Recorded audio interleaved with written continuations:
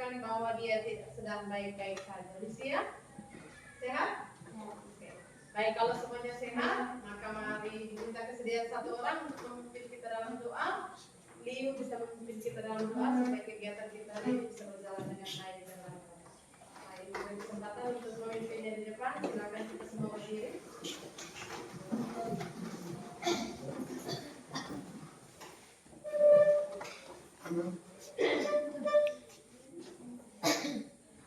Ibu guru dan teman-teman, marilah kita berdoa dalam nama Bapa. Dalam nama Bapa dan Putra dan Roh Kudus. Amin. Tuhan Yesus dalam kerajaan surga, punya kebukaan yang dalam hidupmu, ada segala berkah dan firman-Mu yang Engkau berkatakan semua dari tadi hingga sekarang. Sekarang kami kembali dengan pelajaran, semoga Tuhan Roh Kudus dalam kita menyertai kami. Semua doa permohonan ini kami satukan kepada-Mu dan perkataan Kristus Tuhan kami. Amin. Dalam nama Bapa Dan dalam Bapa dan Putra dan Roh Kudus. Amin. Terima kasih Liu, terima kasih semuanya. Silakan duduk kembali.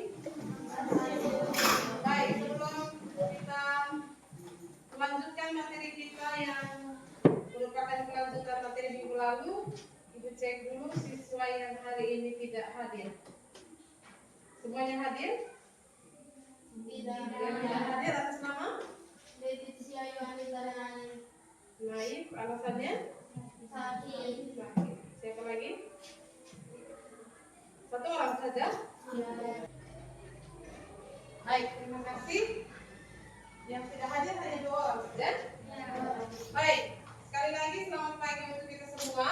Selamat pagi. Kalau minggu lalu kita bicarakan tentang aturan, dan minggu lalu itu kita sudah membuat komitmen, loh. Masih ingat tidak komitmen yang kamu buat terkait dengan aturan yang kita pelajari pada pertemuan minggu lalu? Komitmen itu ada yang menulisnya di kertas, pasti dia masih ingat.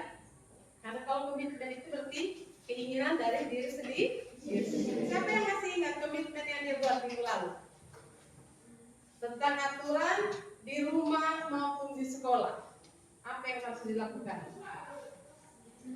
Sudah lupa? Nah, Desi. Di rumah itu sedikit komitmen itu menghargai orang tua. Menghargai orang tua. Kalau di sekolah? Di sekolah itu datang ke sekolah tepat waktu dan mengerjakan tugas atau PR yang telah diberikan guru. Oke, sudah lakukan itu atau belum? Sudah Ibu. Sudah. Oke. Kita tepuk tangan untuk Desi. Minggu lalu kalau naik ada atau tidak? Ada toh? Kau punya komitmen apa yang kau tulis minggu lalu? Berikutnya datang sekolah tepat waktu. Waktu. Aku di rumah membantu orang tua. Iya. Apakah komitmen itu sudah dilakukan? Sudah Ibu. Betul? Betul Ibu. Iya. Kita bertepuk tangan untuk Bapak. Iya.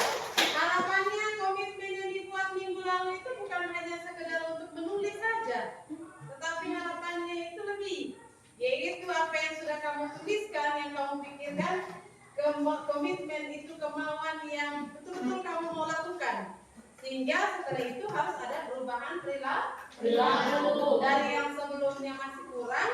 Setelah kita membuat komitmen dan kita melaksanakannya, kita harus sudah menjadi lebih baik. Oke, baik.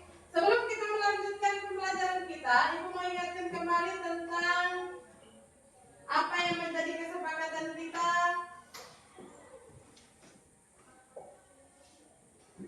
Kita lihat kembali komitmen kita kemarin itu di pertemuan minggu yang lalu di dalam kelas itu, bahwa selama pembelajaran kita dilarang untuk berbicara dalam jumlah banyak orang, atau yang dia katakan hanya 1 orang yang berbicara pada satu waktu. Jangan rame-rame sehingga kita bisa saling mendengarkan. Kemudian aktif mendengarkan. Kemudian mengkritik ide teman itu selalu menggunakan kata-kata yang sopan. Perlu ditambahkan? Perlu ditambahkan. Baik, itu tentang kita punya aturan kelas. Harapannya aturan kelas ini tetap menjadi pegangan kita sehingga kegiatan kita pada hari ini dapat berjalan dengan baik. Baik. Kita masih ingat apa yang kita bicarakan minggu lalu? Kita belajar tentang aturan. Apa yang kita pelajari dari aturan itu? Ada ada peraturan di rumah, di sekolah, dan di masyarakat. Iya. Ada peraturan, kita belajar aturan di rumah, aturan di sekolah, dan aturan di masyarakat. Apa sih ingat? Apa manfaatnya dari kita mentaati aturan?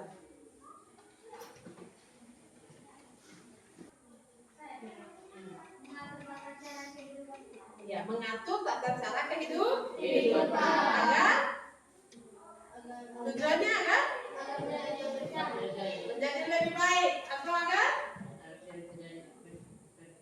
tidak terjadi perkelahian atau pertikaian, atau supaya terciptanya kehidupan yang aman, harmonis, damai, tentram, ya toh? Bayangkan kalau aturan itu tidak ada, apa yang terjadi? Perpecahan, kekacauan, konflik, ya toh? Kalau sudah ada perpecahan, maka tidak ada lagi yang namanya persatuan. Bahkan yang tadi ketika kamu datang ke sekolah ini, ada tidak hal-hal negatif? Hal-hal negatif itu atau hal-hal yang buruk, ya toh? Yang kamu jumpai atau yang mungkin bahkan kamu lakukan. Coba kamu pikirkan kembali.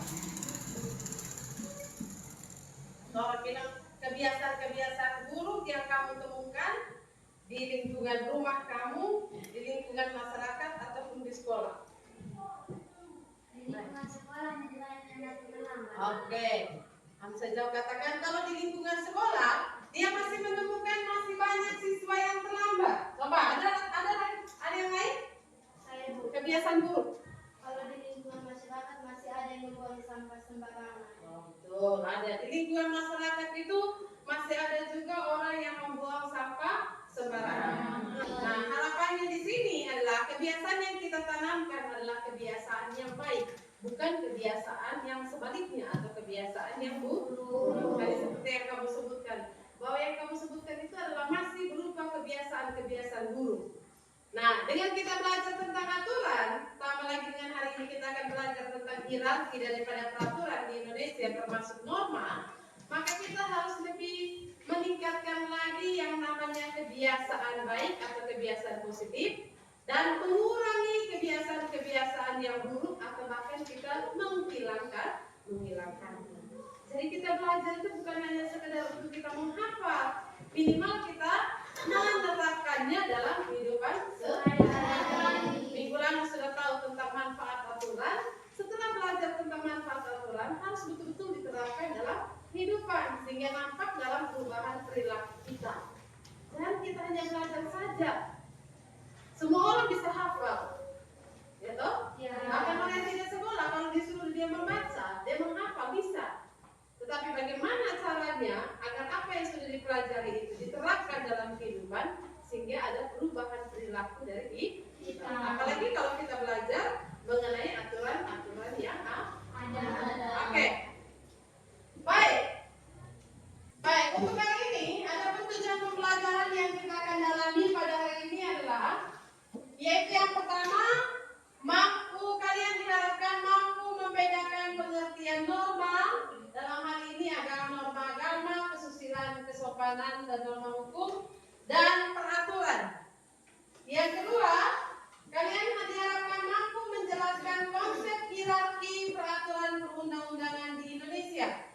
Kemudian yang ketiga adalah mampu mengidentifikasi contoh peraturan perundang-undangan pada setiap tingkatan hierarki. Jadi itu adalah tujuan pembelajaran yang harus dicapai oleh kalian dalam pertemuan kita hari ini. Baik, sebelum kita mendalami tentang dari tujuan pembelajaran yang harus dicapai, itu ada beberapa gambar yang perlu kita amati. Coba lihat baik-baik gambar itu.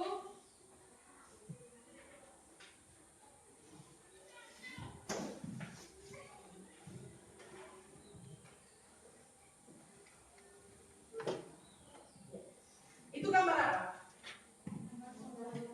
Ya? Ada seorang anak membantu kalian menyeberangi jalan. Gambar anak sekolah yang membantu seorang kakek menyeberang Menyeberangi jalan. Yang kedua, coba.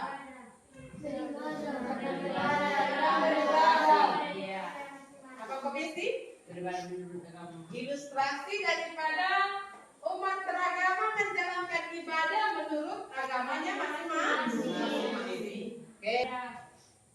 Gambar yang ketiga. Membuang sampah. Membuang sampah di sembarang tempat. Seharusnya jalur ini adalah jalur untuk kendaraan, tapi dijadikan sebagai tempat sampah. Oke, dari gambar yang diamati tadi, dari ketiga gambar tadi dibandingkan mana yang merupakan aturan dan mana yang merupakan kebiasaan. Dan alasannya apa? Coba. Oke, ada yang mau jawab? Silakan.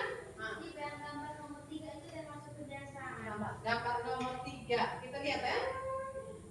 Gambar nomor 3. Nah, ini kebiasaan. Alasannya? Karena sudah sering ditemukan banyak orang membuang sampah di pinggir jalan. Perbuatan itu adalah sebuah kebiasaan karena Leticia katakan banyak ditemukan bahwa orang sering membuang sampah di sembarang tempat. Salah satunya di jalan. Oke, bagaimana dengan gambar yang kedua? Lihat gambar yang kedua.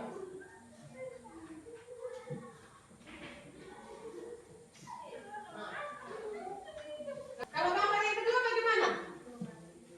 Aturan. Alasannya apa? Karena setiap orang akan menjalankan ibadah menurut Setiap orang, dia katakan gambar yang kedua, menurut Sontai ya, gambar yang kedua itu adalah aturan bahwa setiap orang berhak untuk menjalankan ibadah menurut agamanya masing-masing. Atau setiap orang yang namanya beragama punya kewajiban untuk menjalankan ibadah. Jadi dikatakan sebagai aturan. Oke, ada pendapat lain? Pas? Oke, kalau gambar yang ketiga, gambar yang pertama. Ini kebiasaan atau aturan? Halo? aturan. Kebiasaan atau aturan? Aturan. Lasimi, menurut engkau Lasimi, kenapa dia disebut sebagai aturan? Coba. Lasimi, kenapa dia disebut sebagai aturan?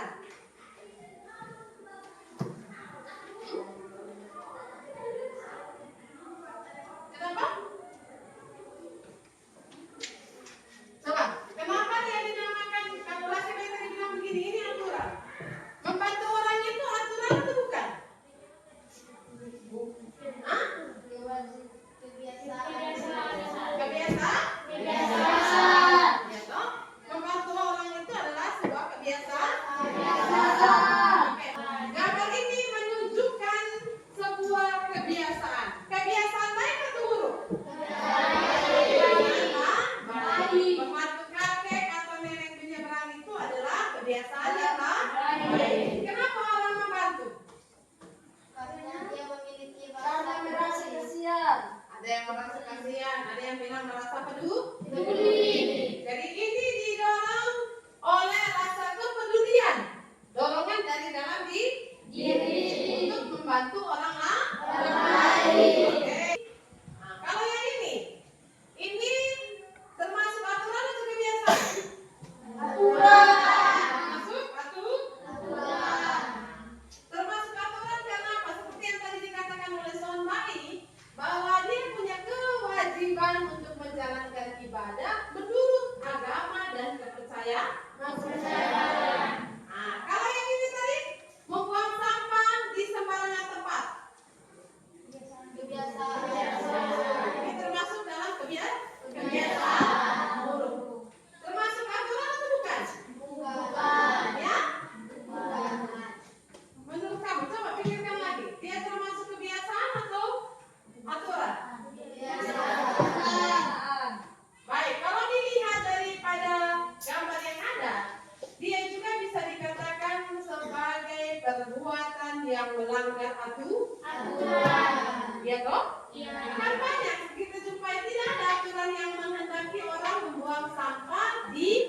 Ya, apalagi di jalan umum. Karena akan mengganggu apa? Kelancaran lalu lintas. Dan kalau hal seperti itu terjadi, bisa menyebabkan apa? Kecelakaan kan? Sehingga akan mengakibatkan kecelakaan. Nah, juga tadi tidak salah juga kalau kamu mengatakan bahwa membuang sampah ini juga adalah sebuah kebiasaan yang buruk, ya toh? Kenapa dikatakan kebiasaan buruk? Karena semakin banyak orang yang justru melakukan perbuatan seperti yang terdapat di dalam gambar. Bahkan tidak hanya buang di pinggir jalan, ada yang buang di mana? Yang biasa di sungai. Di sungai, yang kita biasa bilang di kali. Cuci habis di kali, buang saja bungkusannya di situ. Nah, apa akibatnya Pak? Ekosistem airnya menjadi kotor. Ikan-ikan yang seharusnya hidup di situ hidup dengan baik, ada yang nanti mati karena keracunan dari zat-zat kimia. Ya toh, bungkusan sisa-sisa cucian yang kita buang saja di situ justru akan mengganggu ekosistem yang ada di kali. Jadi bukan hanya membuang sampah di pinggir jalan, membuang sampah di kali, bahkan ada yang di pasar juga buang saja sampah di sembarangan tempat. Apalagi di lingkungan sekolah juga seperti itu. Kalau tidak diawasi, begitu banyak sampah yang berserakan di lingkungan sekolah. Jadi baik, ketiga gambar ini hanya mau menjelaskan kepada kita untuk membedakan tentang norma dan aturan. Kalau kita bicara tentang norma itu kita pernah belajar di kelas, materi itu kita pernah belajar di kelas 7. Ya toh? Norma itu adalah aturan yang mengikat warga negara, mengikat warga masyarakat supaya taat pada aturan yang ada. Atau dia bilang pedoman hidup yang berisi perintah maupun larangan atau anjuran yang mengatur tingkah laku manusia di dalam masyarakat. Nah, sifat daripada norma itu adalah mengikat. Mengikat itu artinya dia mengikat semua orang. Bukan mengikat ambil tali kira-kira norma talinya norma itu seperti apa sehingga dia mengikat kita. Tapi aturan yang ada itu mengikat kita semua untuk taat pada aturan yang ada. Contoh, atau macam-macam norma. Norma itu ada 4. Ya toh? Masih ingat toh? Norma? Coba satu orang, coba sebut dulu yang masih ingat. Yang lain dulu. Yang masih ingat pelajaran kita di kelas 7. Norma hukum, norma kesusilaan, Norma kesusilaan, terus norma agama, norma kesopanan. Nah, itu yang dikatakan sebagai norma.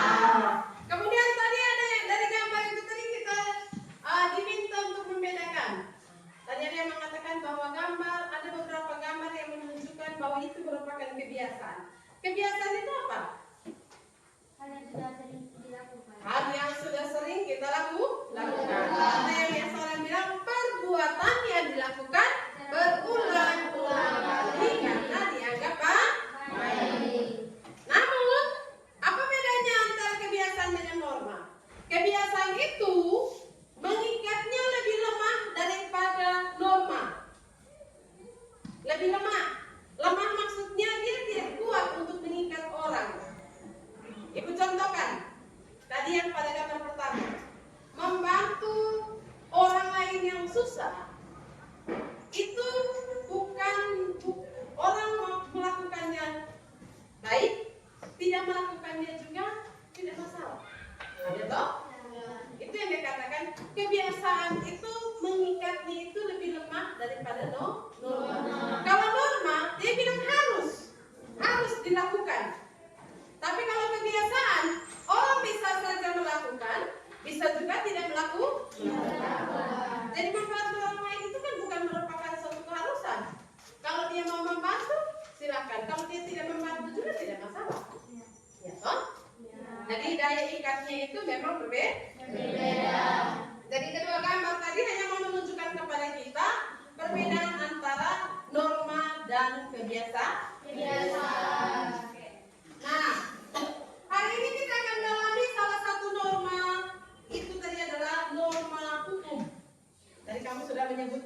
macam norma agama, norma kesusilaan, norma kesopanan maupun norma hukum.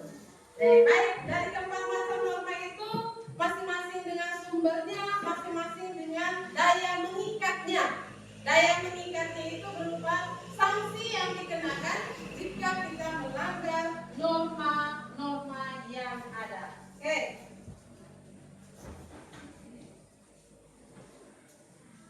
Baik, sebelum kita lanjut kepada kegiatan inti kita, ada 5 pertanyaan.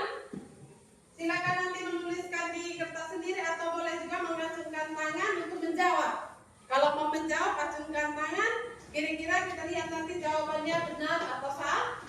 Ini aja untuk menguji kemampuan awal kita sebelum kita masuk kepada kegiatan inti, mendalami tentang norma hukum dan juga peraturan perundang-undangan di Indonesia. Sudah bisa lihat? Pertanyaan yang pertama itu adalah, norma hukum adalah satu-satunya jenis norma yang memiliki sanksi tegas dan bersifat memaksa. Benar atau salah menurut kamu? Ibu beri waktu. Silakan, mau jawab memang atau?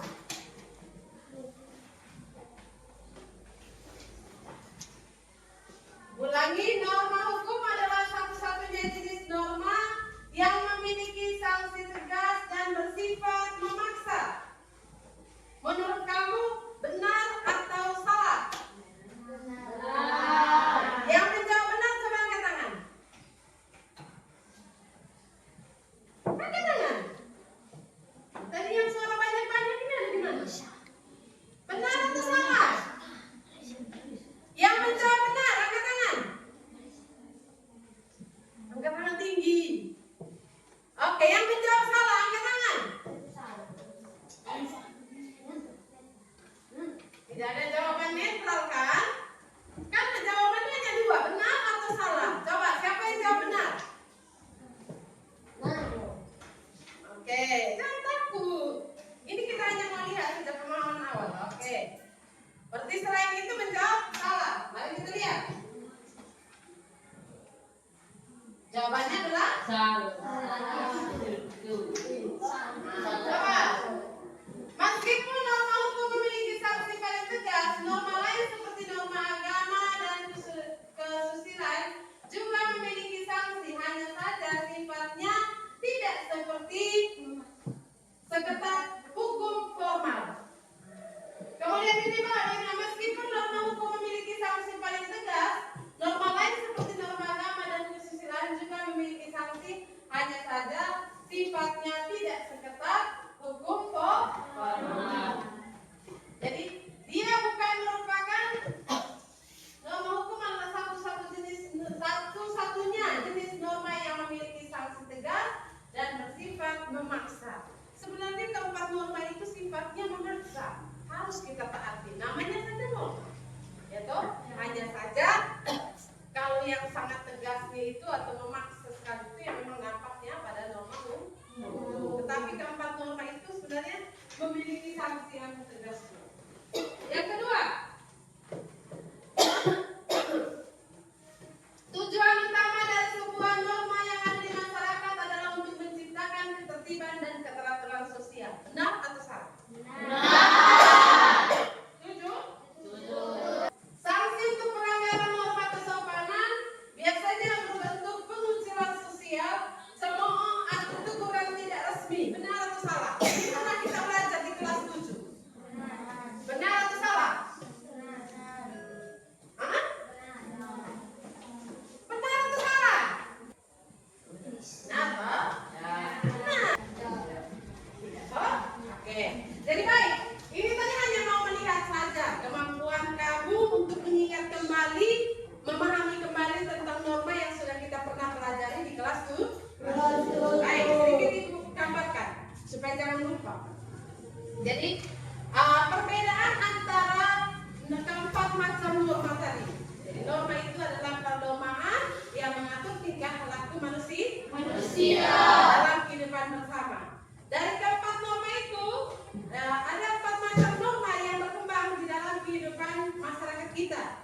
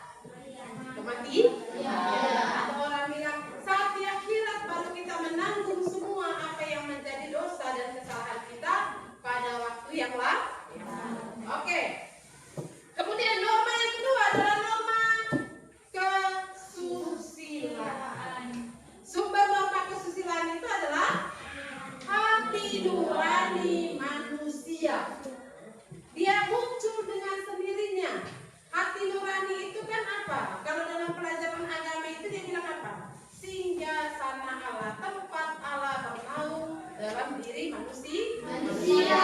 Jadi dialah yang akan mengarahkan pikiran kita untuk melakukan hal-hal yang baik dan hal-hal yang benar. Sejahat-jahatnya orang, sepanjang dia masih ada hati nurani, masih ada sisi baiknya. Sejahat-jahatnya manusia, karena Tuhan ketika menciptakan dia, menciptakan juga hati nuraninya. Hati nurani itu yang mengarahkan sebentar loh. Misalnya, lihat mama punya uang ada simpan di atas meja, hati nurani akan mengarahkan kita untuk kalau kita butuh, pasti dia bilang minta dulu di mama, kasih tahu, ya toh? Memang kita tidak mendengar pakai telinga, tapi kita mendengar pakai kita punya hati. Atau saat kita mau mengambil tanpa sepengetahuan orang tua, apa yang akan terjadi dalam diri kita? Penyesalan, gelisah, toh tidak nyaman. Nih tadi kenapa coba saya kasih tahu? Atau apa? Ketakutan jangan sampai kita ambil diam-diam dan diketahui oleh mama ataupun diketahui oleh orang lain ketika kita mengambil secara paksa, mengambil tanpa izin. Tidak nyaman, tidak tenang, rasa gelisah itu karena apa? Kita sudah melawan suara hati nurani kita. Tetangga kesusahan, kita pasti dengan sendirinya langsung tergerak untuk pergi bantu dengan cara kita masing-masing. Itu siapa yang mengarahkan kita? Hati nurani. Jadi norma kesusilaan itu adalah norma yang berasal dari hati nurani manusia untuk melakukan hal yang baik. Apa sanksinya kalau kita melanggar norma kesusilaan menurut kamu? Menyesal, ya toh? Setelah kita berbuat salah, mungkin orang lain tidak tahu bahwa kita telah melakukan suatu kesalahan. Tetapi hati itu tidak bisa membohongi kita. Karena ada rasa penyesalan dari dalam diri kita, tidak nyaman lagi. Jadi orang bilang daya mengikatnya tidak kuat, ya karena itu rasa menyesalnya saja. Lalu katakan ibu, apakah orang yang melakukan kejahatan besar itu dia tidak punya rasa penyesalan? Pasti ada, ya toh? Biasanya orang melakukan kejahatan itu pasti ada alasannya, karena dia telah melakukan sesuatu yang melanggar daripada hati nuraninya atau suara hati. Oke, yang berikut norma kesopanan. Norma kesopanan. Norma kesopanan itu sumbernya itu dari mana? Kebiasaan, pergaulan sosial bersama masyarakat, kesepakatan masyarakat. Yang termasuk adat itu juga bagian daripada norma kesopanan. Adat kebiasaan masyarakat.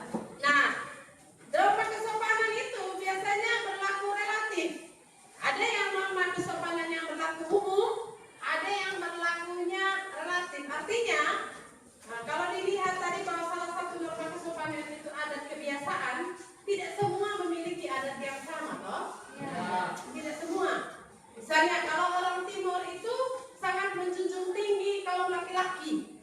Ya, dalam urusan adat pasti laki-laki yang harus diprioritaskan, toh? Ya. Tapi ada masyarakat lain, misalnya di Sumba, ada masyarakat tertentu yang bukan laki-laki yang berperan, tapi perempuan. Dan itu dianggap baik oleh masyarakat itu. Sehingga tadi saya katakan, norma kesopanan itu ada yang bersifat relatif, tergantung dari kebiasaan masyarakat setempat. Tapi kalau misalnya membantu orang, itu umum kan? Ya. Yang muda menghargai yang lebih tua, itu norma kesopanan yang umum. Kalau jalan di depan orang tua harus membukukan badan, itu norma kesopanan yang sifatnya umum. Tapi norma kesopanan yang berkaitan dengan adat kebiasaan masyarakat setempat biasanya berlaku relatif, tergantung dari kebiasaan masyarakat itu sendiri. Kemudian apa sanksinya kalau kita melanggar norma kesopanan? Kalau tidak sopan, dicemooh, ya toh? Dicemooh, diceritakan oleh orang, atau bahkan apa? Yang lebih parahnya itu apa? Sampai?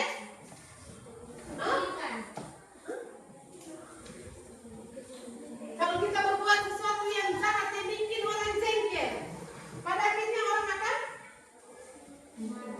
marah, apa lagi? Menjauhkan kita dari pergaulan. Atau orang bilang dikucilkan.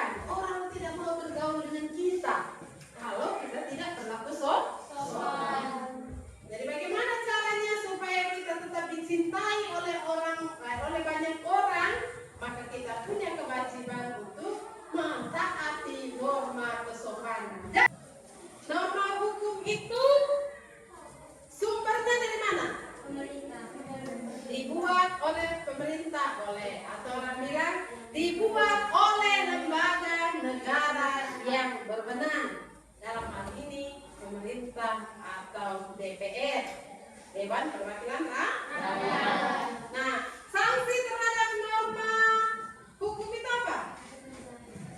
Hah? Sanksinya tegas, memaksa, berupa hukuman apa? Penjara? Denda. Ya toh? Apalagi?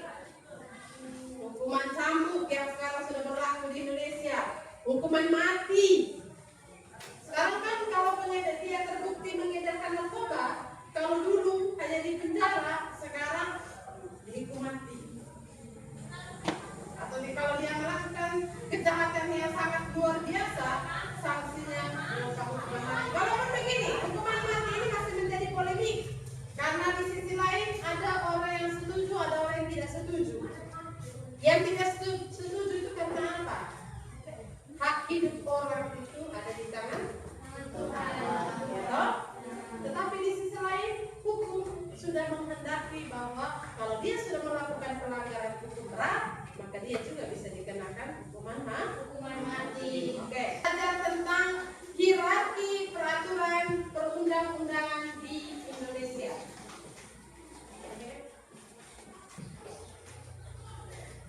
Jadi yang kita pelajari sekarang itu adalah norma hukum. Tadi kita sudah belajar umum tentang norma toh? Sekarang kita dalami tentang norma hukum. Norma hukum itu adalah aturan hukum yang tertulis. Yang tertulis atau yang kita jumpai dalam bentuk tertulis di lembaran negara. Norma hukum adalah aturan yang dibuat oleh lembaga yang berwenang, bersifat memaksa dan yang memiliki sanksi tegas berupa denda atau penjara. Norma hukum itu atau aturan yang tadi dibuat oleh lembaga negara terdiri dari beberapa aturan atau yang kita namakan peraturan perundang-undangan. Jadi peraturan perundang-undangan itu adalah bagian daripada norma hukum. Peraturan perundang-undangan adalah seluruh aturan tertulis yang ditetapkan oleh lembaga negara dari pusat hingga daerah. Jadi yang kita pelajari di sini adalah tentang norma hukum. Norma hukum itu berupa peraturan perundang-undangan. Tujuan daripada peraturan perundang-undangan itu adalah menciptakan ketertiban, kepastian hukum, dan juga keadilan bagi seluruh warga negara. Jadi landasan daripada peraturan perundang-undangan hukum di Indonesia, dan nanti kalau dipelajari itu ya, karena nanti di ujian akan ada, adalah ketentuan Undang-Undang Nomor 12 Tahun 2011. Hierarki peraturan perundang-undangan di Indonesia bisa dilihat di gambar ini, gambar piramida. Hierarki itu atau susunan. Hierarki ini menunjukkan bahwa yang paling tinggi itu apa? Undang-Undang Dasar 1945. Yang paling rendah adalah peraturan daerah, kabupaten atau kota. Nah, yang paling atas ini atau puncak dari piramida ini adalah Undang-Undang Dasar 1945. Dia menjadi landasan. Jadi landasannya itu bukan di bawah, tapi dia di bagian atas. Dia menjadi landasan bagi peraturan-peraturan yang ada di bawahnya. Atau dengan kata lain, tolong perhatikan di sini, Undang-Undang Dasar 1945 ini menjadi landasan dasar dalam pembentukan peraturan-peraturan yang ada di bawahnya. Pertanyaannya itu kenapa dia tidak terbalik saja? Karena dia landasan, dia di bagian bawah. Sedangkan yang lain dia diletakkan di bagian atas.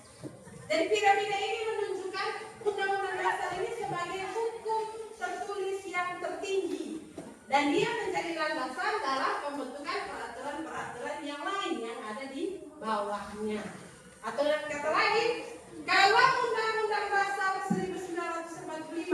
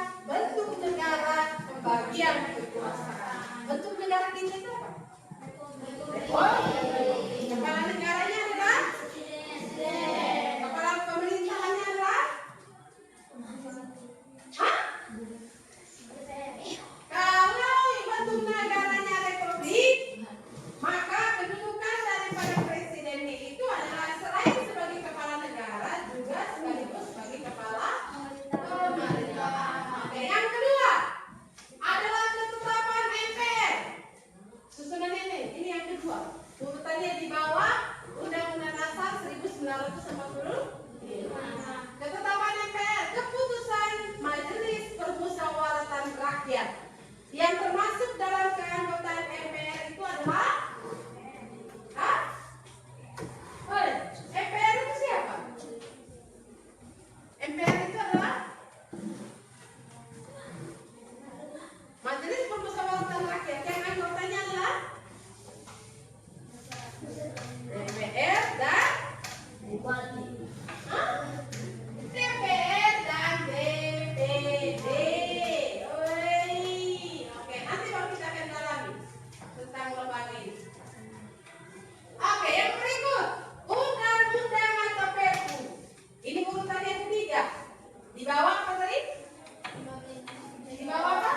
Di bawah MPR. Apa beda ini? Dia undang-undang atau Perpu. Kedudukannya apa? Beda atau sama? Hah? Kedudukan dari undang-undang atau Perpu itu sama atau berbeda? Sama. Iya toh? Sama. Hanya apa yang membedakannya? Undang-undang itu dibuat, kalau dari pembuatnya, dibuat oleh siapa undang-undang?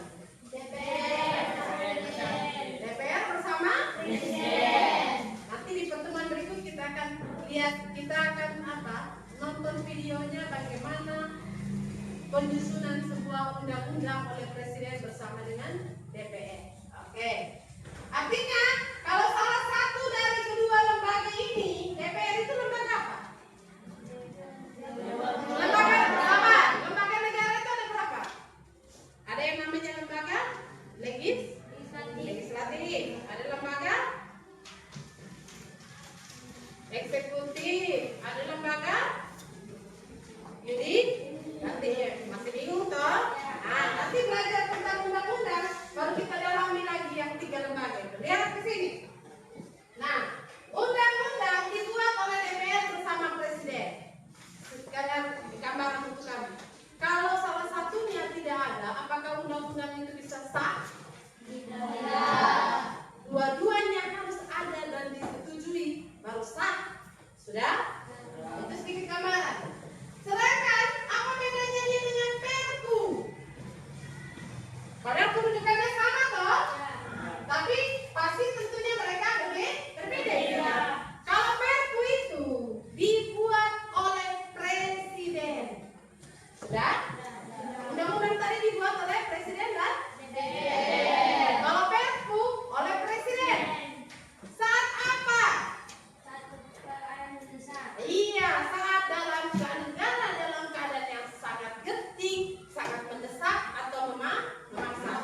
Misalnya begini, kalau di dalam ketentuan undang-undang belum mengatur tentang, misalnya tiba-tiba terjadi tsunami, belum ada undang-undang mengatur untuk bagaimana cara membantu korban tsunami. Kita hidup harus di bawah aturan, tidak bisa buat seenaknya kita toh. Nah, tidak mungkin tunggu ini DPR dengan Presiden sidang dulu baru itu bantu itu korban tsunami toh. Tidak mungkin. Kalau tunggu sidang, mereka semua baru undang-undangnya ada, ya kan? Maka dalam keadaan yang genting dan memaksa supaya cepat sudah pemerintah bertindak dan tidak menyalahi hukum, Presiden punya hak untuk membuat yang namanya Perpu, peraturan pemerintah pengganti undang-undang. Itu namanya Perpu. Sudah? Jadi Presiden hanya buat itu saat terpaksa atau saat mendesak. Misalnya terjadi tsunami di Bini sana, belum ada undang-undang yang mengatur bagaimana membantu korbannya, bantuannya seperti apa. Tidak mungkin tunggu lama-lama, tunggu sidang dulu. Tidak. Presiden bisa buat keputusan sendiri yang namanya Perpu. Nah, Perpu ini setelah Perpu itu diberlakukan, lalu nanti Presiden punya hak untuk mengajukan kepada DPR. Perpu itu bisa menjadi undang-undang atau tidak. Kalau Perpu itu diterima oleh DPR untuk dijadikan sebagai undang-undang, maka Perpu berubah menjadi undang-undang. Tapi kalau Perpu yang diajukan oleh Presiden bisa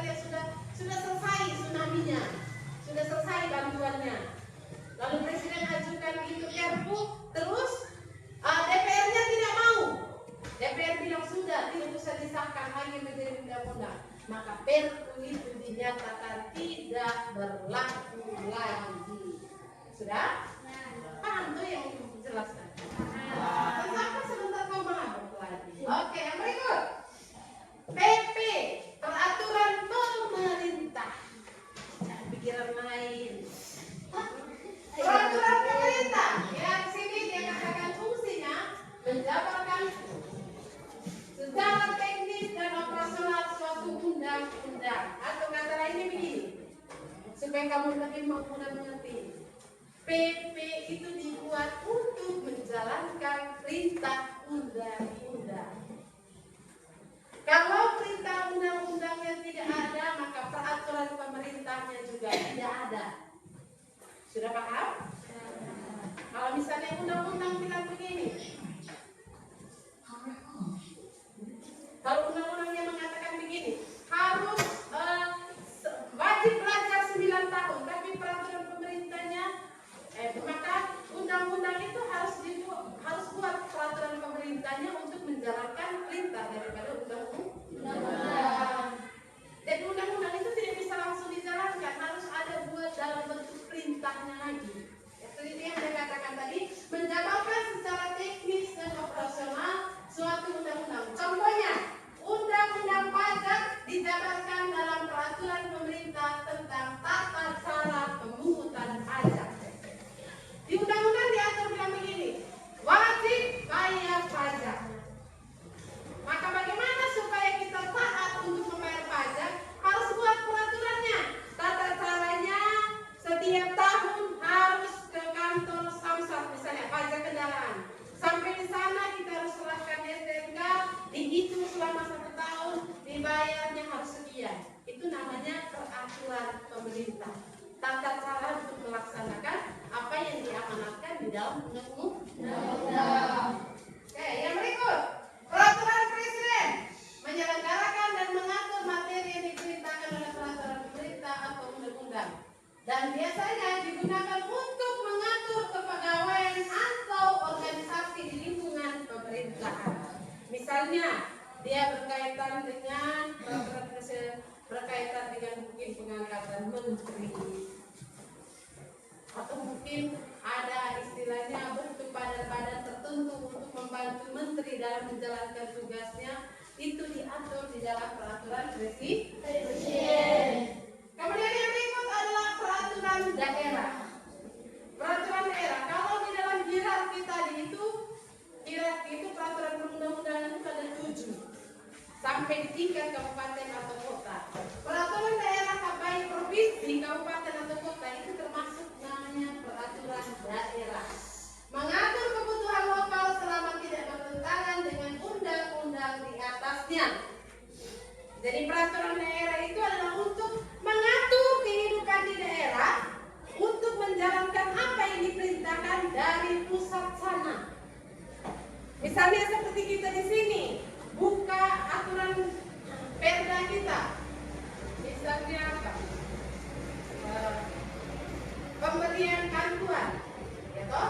Bantuan kepada siswa miskin.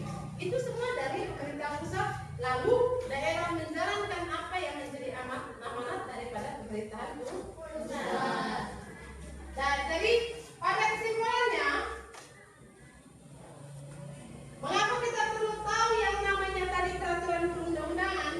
Supaya kita ini lihat, untuk memastikan hak dan kewajiban kita sebagai warga negara yang diatur di dalam peraturan perundang-undangan. Mencegah supaya kita jangan melanggar aturan yang ada, sehingga apa? Kita bisa menghindari sanksi atau denda. Kemudian kita perlu belajar tentang peraturan perundang-undangan sebagai kontrol sosial, mengontrol jalannya pemerintahan di Indonesia. Tidak sembarang. Jadi intinya adalah kita belajar tentang aturan itu begini. Kemudian di dalam peraturan perundang-undangan ada 3 asas yang penting untuk diketahui. Yang pertama, lex superior derogat legi inferiori. Itu artinya peraturan yang lebih tinggi mengesampingkan peraturan yang lebih rendah. Jadi kalau peraturan yang lebih tinggi, dia tidak peduli lagi dengan peraturan yang lebih rendah pada kasus-kasus tertentu atau pada masalah-masalah tertentu. Yang kedua, lex specialis derogat legi generali, aturan yang lebih khusus mengesampingkan aturan yang lebih umum. Misalnya begini, engkau sudah punya, katakan karena jarakmu jauh, kamu bawa motor, karena punya kendaraan, kamu bawa motor. Dan mungkin usianya sudah di atas 17 tahun, memiliki KTP, tapi sekolah tidak mengizinkan kamu untuk bawa kendaraan. Jadi aturan hukum mana yang harus kamu taati? Aturan negara yang menghendaki kamu bisa bawa kendaraan karena sudah punya KTP, punya SIM, atau aturan di sekolah yang melarang kamu bawa kendaraan di sekolah? Hah? Mana yang harus kamu taati? Aturan sekolah. Aturan di sekolah? Di sekolah. Ya toh? Memang seharusnya kita tapi di sekolah kan punya kebijakan toh? Aturan di sekolah itu lebih mengikat kita lagi, dia lebih khusus lagi kan? Walaupun kita sudah punya SIM, diizinkan untuk bawa motor, tetapi ada aturan di sekolah juga yang harus kita taati karena dibuat untuk kebaikan kita. Sekolah punya pertimbangan untuk kamu tidak bawa kendaraan di sekolah. Salah satunya adalah mungkin dia menghindari ada kecemburuan sosial, ya toh? Ada juga nilai pendidikannya di situ supaya kita tahu berjuang. Datang ke sekolah itu jalan kaki supaya tahu ternyata capeknya mengejar ilmu itu seperti ini. Seperti itu, Yang ketiga, lex posteriori derogat legi priori, aturan yang baru mengesampingkan aturan yang lama. Kalau aturan yang lama itu sudah dianggap tidak cocok lagi, bisa dihilangkan dan diganti dengan aturan yang baru. Oke, sejauh ini ada pertanyaan? Tidak ada? Oke, nanti kalian baca kembali tentang jenis-jenis normal dan hierarki peraturan. Sekarang, mari kita lihat. Kita akan membentuk kelompok diskusi. Di sini nanti kerjanya lumayan banyak. Ibu akan bagikan dia awalnya tadi pengucapan kartunya besar, tetapi nanti tempelnya di bagian mana. Jadi ibu sudah membuat kartunya, silakan nanti ikuti petunjuk yang ada di dalam LKPD supaya memudahkan kamu untuk mengerjakan. Jadi tugas yang dibagikan di dalam kelompok itu untuk membuat kamu lebih dalam lagi memahami materi yang kita bahas pada pertemuan hari ini. Silakan. Langsung membentuk kelompok seperti kelompok minggu lalu saja. Bisa. Seperti pembagian yang ada di situ. Kelompok kita rubah lagi. Kelompok satunya di sini, di kanan. Silakan. Kenapa lebih cepat?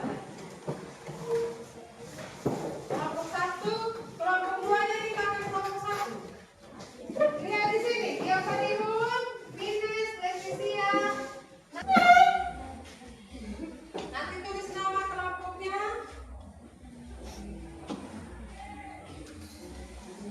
Kalau tidak jelas, itu ada perintahnya di LKPD.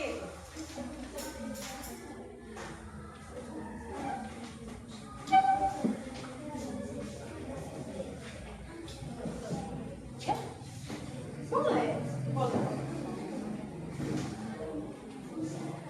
Paham atau tidak? Jadi kamu ini toh, kerja di sini tugas yang pertama. Tempelkan kartu-kartu yang merupakan contoh jenis norma adalah pemakai tepat. Kamu baca satu-satu bagaimana yang menurut kamu dia digolongkan sebagai norma agama. Sudah? Mana yang digolongkan dalam norma kesusilaan? Sudah? Itu yang pertama. Yang tugas yang kedua, dari yang ada ini juga kamu lihat. Lihat di situ tugasnya tadi adalah dikatakan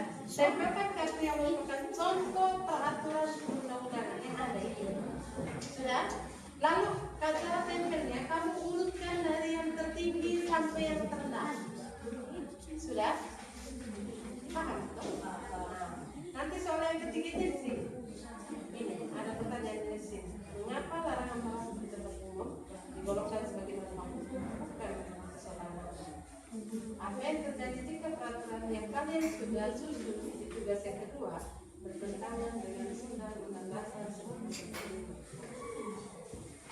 Supaya cepat.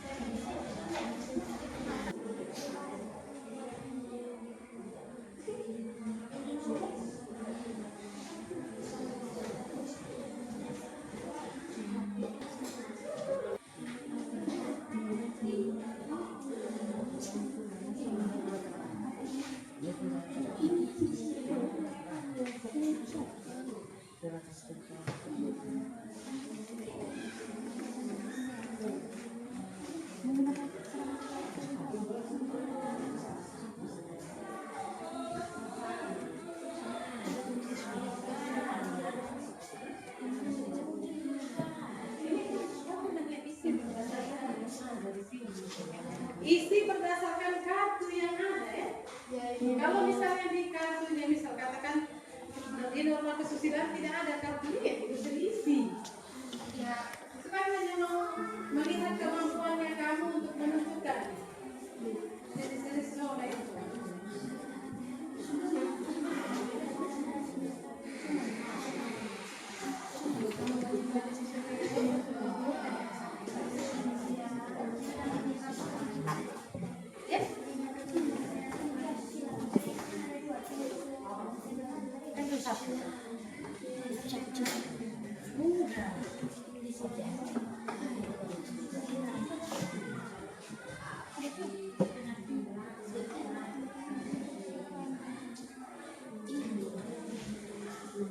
Ini bagi dua saja supaya yang lain bisa lihat untuk hierarki punya tempel. Jangan menunggu dia tapi agak lama. Mana ini norma? Oke. Bisa copot saja supaya over ke yang lain. Buka dari belakang. Robek saja copot.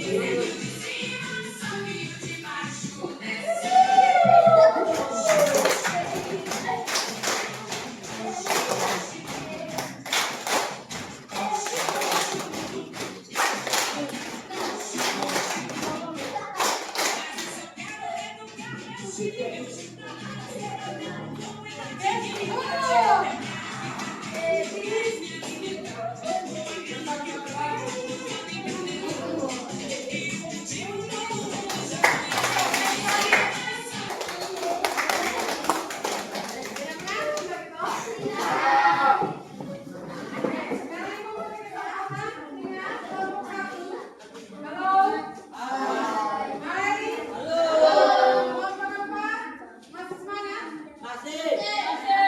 Baik, kita beri kelompok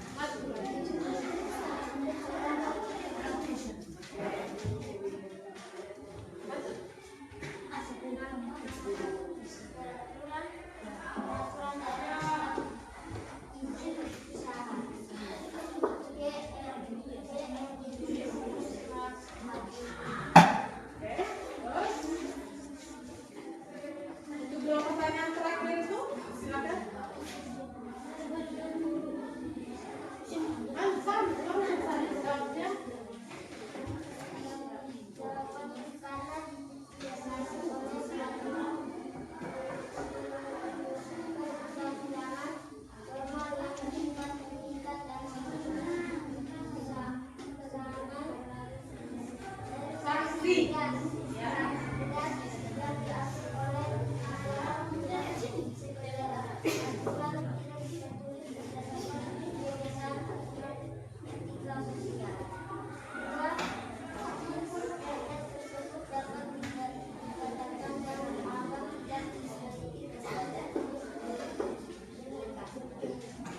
Sudah? Oke, siapa yang mau bertanya? Kelompok mana yang mau bertanya? Tidak ada? Tidak ada yang mau menambahkan? Tidak ada? Ada atau tidak? Tidak ada? Oke. Mari kita beri tepuk salut untuk kelompok 1. Tepuk salut.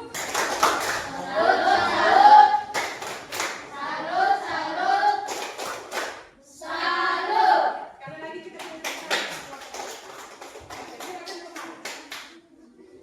Baik, kita beri kesempatan berikut kepada kelompok 2. Nanti datang. Halo. Kamu tempel saja lalu kamu jelaskan supaya nanti teman-teman lain bisa lihat bahwa yang termasuk berdasarkan hasil kerja kelompok kami yang dikelompokkan dalam norma agama itu adalah antara lain, begitu menjelaskannya. Yang dikelompokkan dalam norma kesusilaan itu antara lain supaya teman-teman mengerti. Sudah? Oke, kita beri kesempatan untuk kelompok 2 atau kelompok 3 dahulu.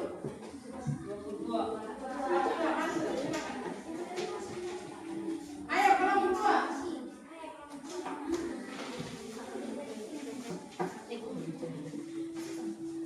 Baik, terima kasih. Kami dari kelompok 2 mempresentasikan hasil diskusi supaya baik norma agama antara lain beribadah sesuai dengan norma Yang termasuk dalam norma agama adalah salah satunya. Menjelaskan ke teman-teman, bukan kita bahas.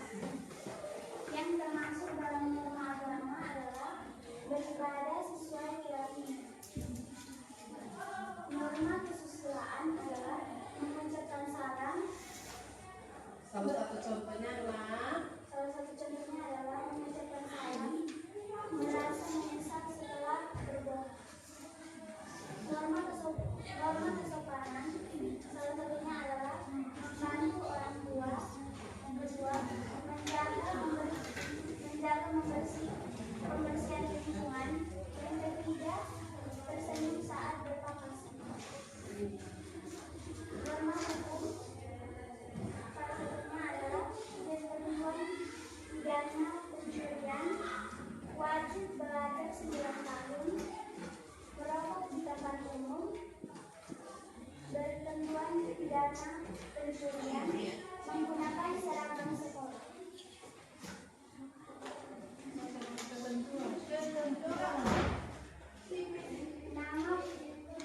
Nama kartu yaitu undang-undang. urutan hierarki peraturan. Urutan hierarki peraturan, nama kartu peraturan, Undang-Undang Dasar Negara Republik Indonesia 1945, Keputusan Presiden, Peraturan Daerah tentang izin usaha.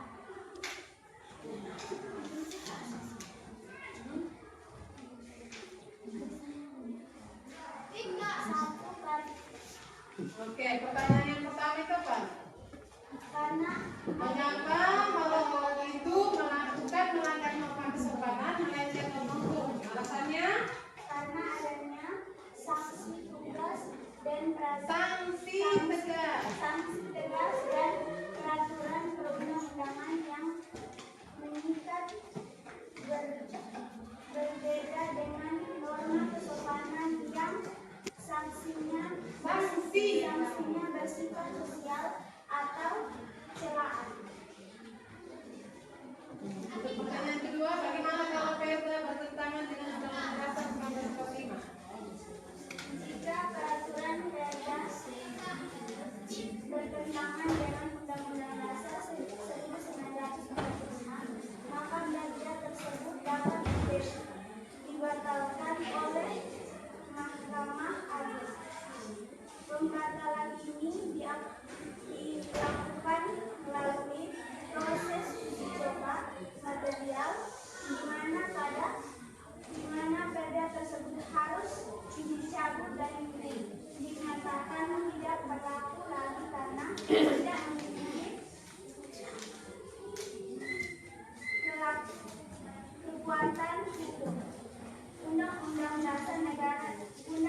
Dasar 1945 merupakan hukum tertinggi sehingga peraturan yang berada di bawahnya tidak boleh bertentangan dengannya. Iya. Baik, kita beri aplaus untuk kelompok 2.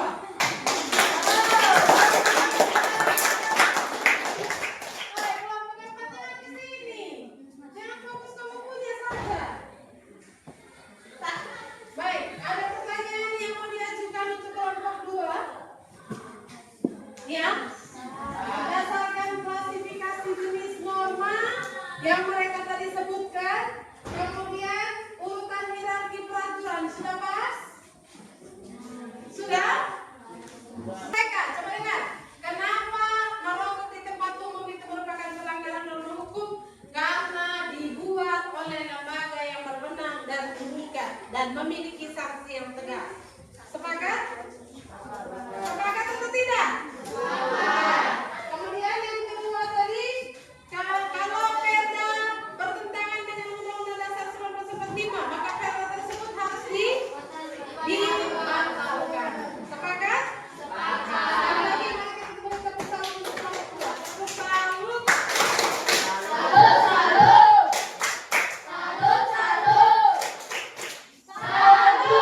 Kelompok 3 dan 4, kalau yang berbeda saja yang dipresentasikan.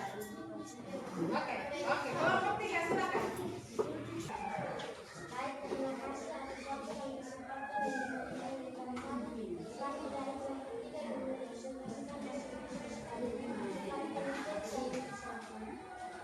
Baik, yang pertama klasifikasi jenis norma. Jenis norma dibagi menjadi 4, yaitu norma agama, norma kesusilaan, norma kesopanan, dan norma hukum. Yang termasuk dalam norma agama adalah yang pertama beribadah sesuai keyakinan, dan yang kedua wajib membayar zakat atau perpuluhan. Yang kedua yang termasuk dalam norma kesusilaan yaitu yang pertama membantu orang tua, yang kedua merasa menyesal setelah berbohong. Yang termasuk dalam norma kesopanan adalah yang pertama menjaga kebersihan lingkungan, yang kedua mengucapkan salam, yang ketiga tersenyum saat berpapasan. Yang termasuk dalam norma hukum adalah yang pertama merokok di tempat umum, yang kedua mengenakan seragam sekolah, yang ketiga ketentuan pidana pencurian, dan yang terakhir ketentuan pidana pencurian. Yang kedua urutan hierarki peraturan. Nama kartu peraturan yang pertama Undang-Undang Dasar Negara Republik Indonesia tahun 1945. Yang ketiga keputusan Presiden. Yang keempat wajib belajar 9 tahun. Dan yang keenam peraturan daerah tentang izin usaha. Yang berikut, mengapa larangan merokok di tempat umum digolongkan sebagai norma hukum bukan norma kesopanan? Jawab, karena larangan merokok di tempat umum diatur dalam perundang-undangan, misalnya Perda Kawasan Tanpa Rokok. Artinya, aturan tersebut dibuat oleh lembaga resmi dan memiliki sanksi hukum yang tegas seperti denda atau aturan administratif. Sementara norma kesopanan hanya mengandalkan penilaian masyarakat dan tidak memiliki sanksi yang mengikat secara hukum. Jadi, larangan merokok di tempat umum adalah norma hukum karena memiliki sanksi dan dasar hukum resmi. Yang kedua, apa yang terjadi jika peraturan daerah atau perda yang kalian susun di tugas kedua bertentangan dengan Undang-Undang Dasar 1945? Jawab, jika suatu perda bertentangan dengan Undang-Undang Dasar 1945, maka yang pertama, perda tersebut dapat dibatalkan atau dicabut melalui mekanisme judicial review di Mahkamah Agung. Yang kedua, perda tidak memiliki kekuatan hukum karena kedudukan perda berada di bawah Undang-Undang Dasar 1945 Yang ketiga, pemerintah pusat dapat menerima pemerintah daerah untuk merevisi atau mencabut perda tersebut. Intinya, perda yang bertentangan dengan Undang-Undang Dasar 1945 harus dibatalkan karena Undang-Undang Dasar 1945 adalah hukum tertinggi. Sudah? Ada pertanyaan dari kelompok yang lain? Ya. Kalau tidak ada pertanyaan, mari kita bertepuk tangan untuk kelompok 3. Luar biasa, tepuk salut. Salut, salut. Salut, salut. Salut. Oke, kelompok 4, kelompok yang terakhir. Ayo bergerak cepat.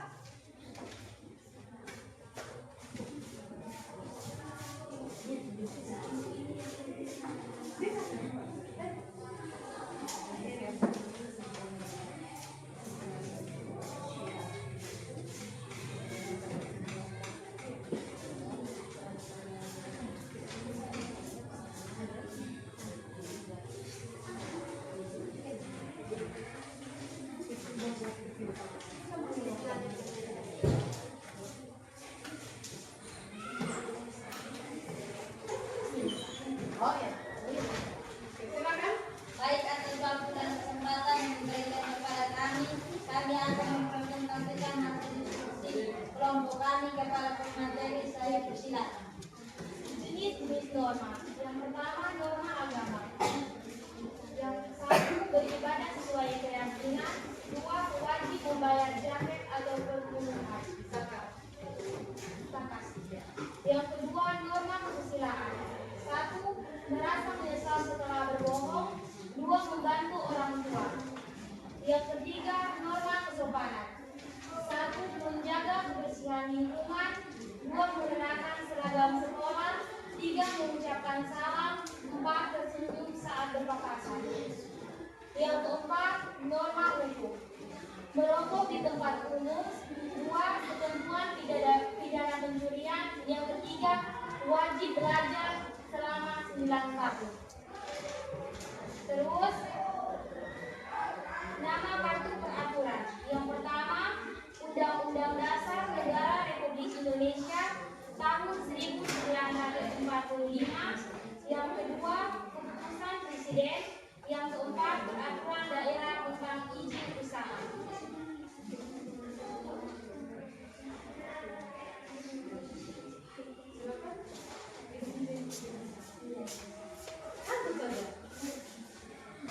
Larangan merokok di tempat umum. Larangan merokok di tempat umum digolongkan sebagai norma hukum karena dibuat oleh pemerintah atau lembaga yang berwenang dan memiliki sanksi yang jelas bagi pelanggar. Norma hukum bertujuan untuk melindungi kesehatan masyarakat dari dampak buruk merokok yang merupakan kepentingan yang lebih besar daripada sekedar kesopanan. Yang kedua, apa yang terjadi jika peraturan daerah atau perda yang kalian susun di tugas kedua bertentangan dengan Undang-Undang Dasar 1945? Jika peraturan daerah atau perda bertentangan dengan Undang-Undang Dasar 1945, maka perda tersebut batal demi hukum. Artinya, perda tersebut tidak sah dan tidak dapat diperlakukan. Hal ini sesuai dengan prinsip hierarki peraturan perundang-undangan, di mana Undang-Undang Dasar 1945 sebagai hukum dasar tertinggi memiliki kedudukan yang lebih tinggi daripada perda. Perda harus selaras dan tidak boleh bertentangan dengan Undang-Undang Dasar. Sudah? Oke, kita beri tepuk salut untuk kelompok 4. Tepuk salut. Salut, salut. Salut, salut. Salut. Ada pertanyaan? Silakan kembali, tempel memang. Oke, baik. Jadi dari apa yang kalian tadi sudah jelaskan, setelah ibu membagikan kartu, kemudian kamu mengelompokkan kartu itu berdasarkan tadi yang pertama, tugas pertama itu tadi adalah mengelompokkannya di dalam klasifikasi jenis norma, ya toh? Dan itu tadi kamu sudah lakukan dengan baik sekali. Itu tadi tujuannya adalah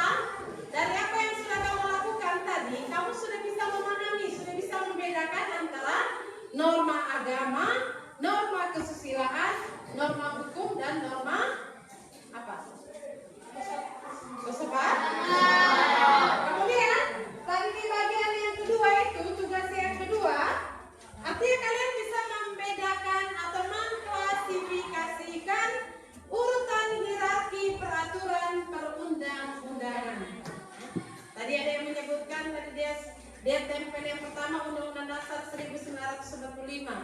Jadi kalian sudah paham bahwa itulah yang merupakan peraturan yang tertinggi. Kemudian diikuti dengan peraturan-peraturan yang lain. Jadi sebenarnya kartu yang tadi diminta untuk kalian tempelkan di sini hanya untuk supaya kamu lebih memahami tentang urutan hierarkinya. Dengan begini kan kamu masih ingat toh? Bahwa urutannya itu mulai dari apa yang tadi pertama? Yang kedua? MPR, yang ketiga atau RU. 4 ada peraturan. Yang 5 ada. Yang ke-6 ada daerah provinsi dan peraturan daerah kabupaten kota. Jadi luar biasa kan ketentuan undang-undang. Alasan yang pertama adalah dari segi kesehatan. Demi alasan kesehatan, maka dilarang untuk merokok di tempat-tempat umum. Di soal yang kedua tadi, kenapa ada perda yang dibuat bertentangan dengan Undang-Undang Dasar 1945? Apa yang terjadi dengan perda itu? Lodi, perda itu apa, Lodi? Itu kalian tidak fokus ke sini, toh? Perda itu apa? Perda yang bertentangan dengan Undang-Undang Dasar 1945 dijawab, maka perda itu harus dijawab, maka perda itu harus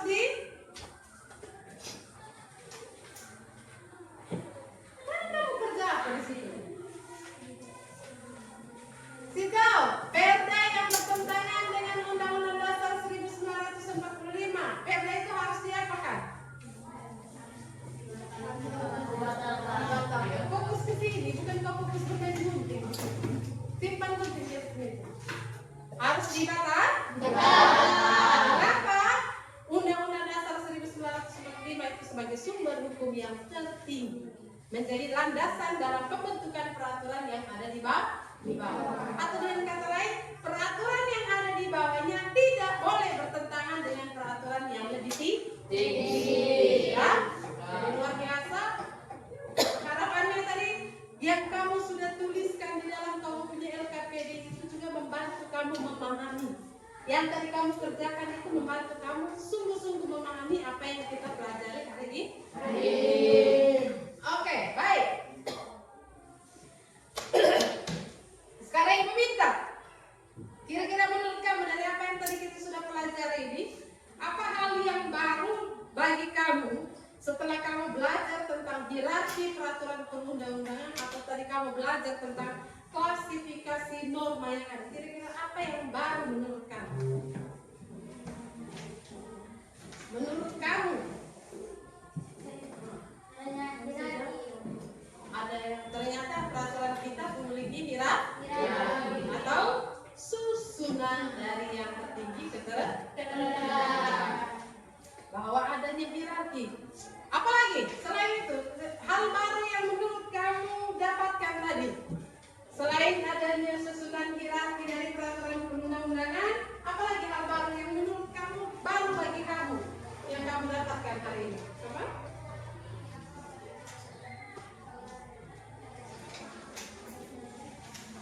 Dan seperti soal kedua, merokok itu selain melanggar norma kesopanan, dia juga melanggar norma hukum. Kira-kira apa bedanya antara norma kesopanan dan norma hukum? Apa bedanya antara norma kesopanan dan norma hukum? Karena norma hukum memiliki sanksi yang tegas. Sedangkan norma kesopanan Itu hanya sedikit diberi sanksi, tidak ada sanksi hanya berupa cuma.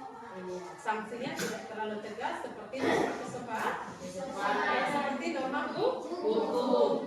Apalagi hal yang baru menurut kamu?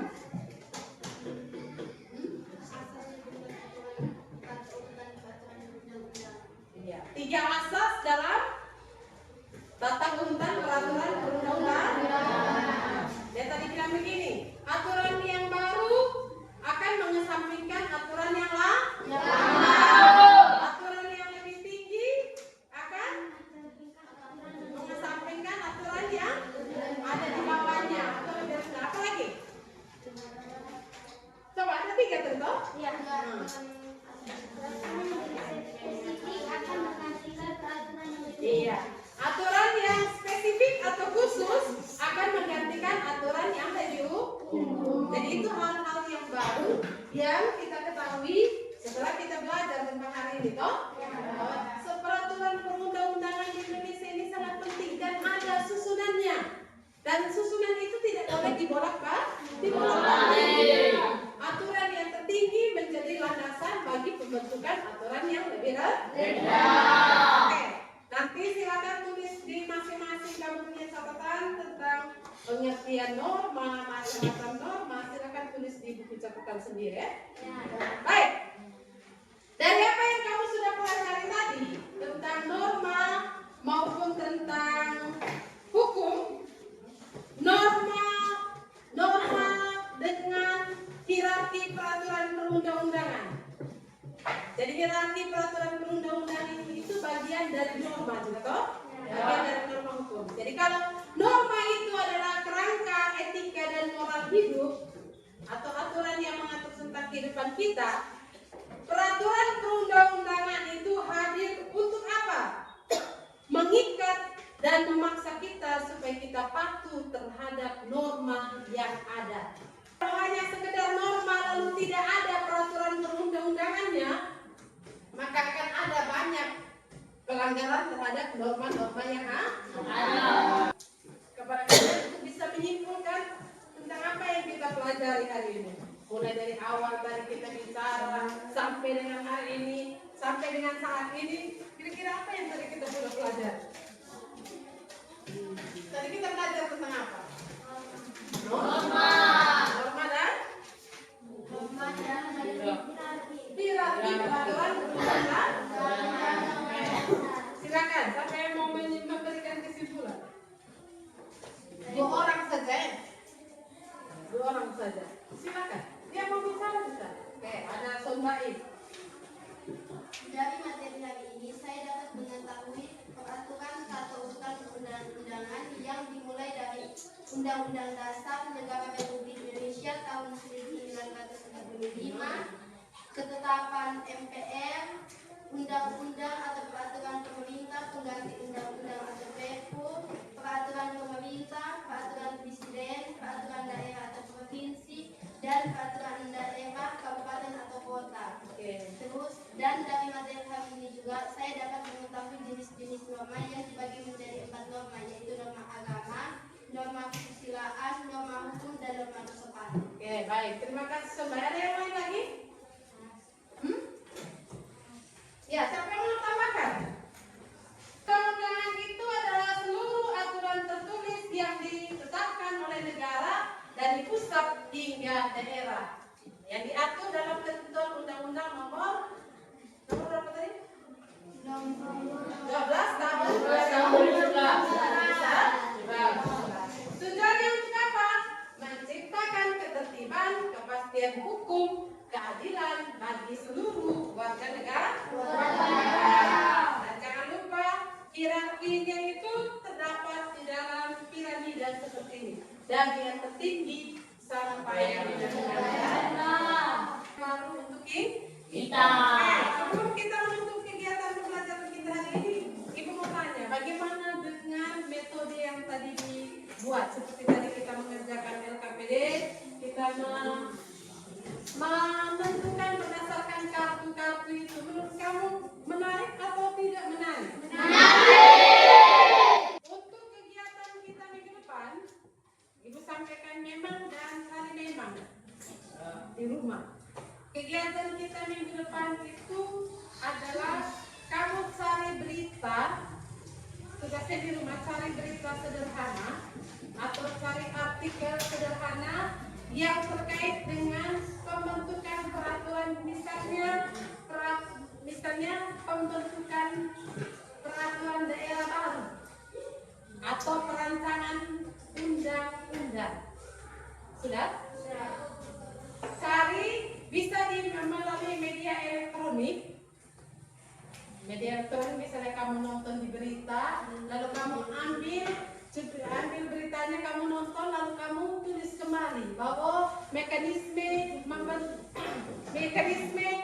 membuat peraturan daerah yang baru itu seperti ini. Misalnya peraturan daerah baru terkait dengan larangan membuang sampah di pinggir kali. Itu kan ada aturannya toh? Ya. Nah, cara dia membuat aturan itu seperti apa kamu tuliskan. Kalau misalnya tidak ditemukan dalam media cetak, cari di media elektronik, misalnya di internet, nonton berita. Kalau tidak percaya, mari kita tutup kegiatan hari ini dengan doa. Terima kasih sudah mengikuti kegiatan yang baik. Ibu minta kesediaan. Ya. Tadi kau mana? Ya. Sekarang kau? Halo. Siap di ibu saja. Teresa Silva. Terima kasih.